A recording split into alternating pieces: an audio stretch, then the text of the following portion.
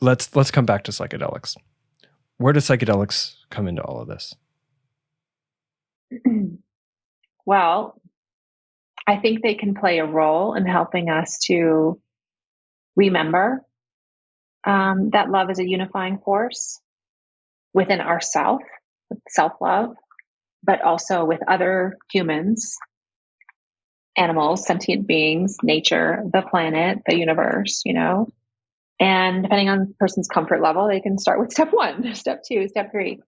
I did a talk with Gabor Mate a couple of years ago, and one of the things that he said really, really struck me, and I've kept it in my back pocket. He's like, Adele, there are only 2 types of ceremonies, with psychedelics. I think we were talking about ayahuasca.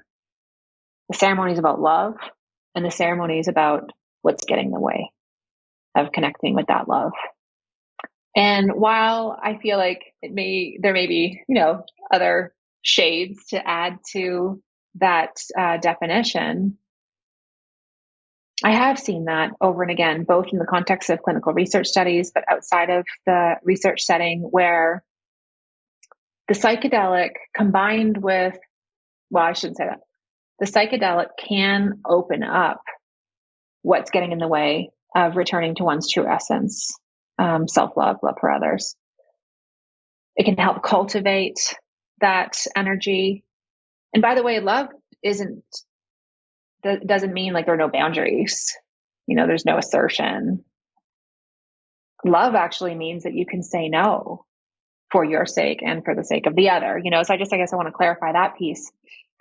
And then when we're talking about psychedelic assisted journeys, whether it's assisted by a friend or a guide or a therapist in a study, what I've observed is that the loving presence of the other, like the guide, the friend, the clinician, the loving presence of the other brings up what isn't love in the person who is seeking healing, so that together they can move that through.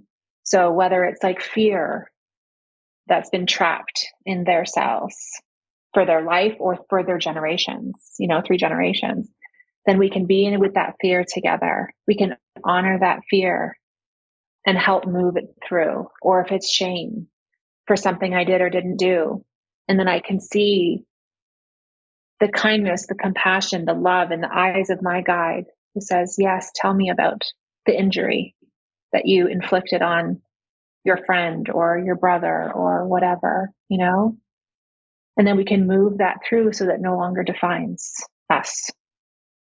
And so whether we have that automatic experience of remembering love within us as an effect of the psychedelic medicine, or we're experiencing it in the space between, I do believe that love, that energy, however we want to define it, is what leads to positive outcomes. And in fact, when we look at mystical experiences, I think one of the elements of the mystical experience that I believe is fueling these positive outcomes relates to love. Love for all beings, love for self.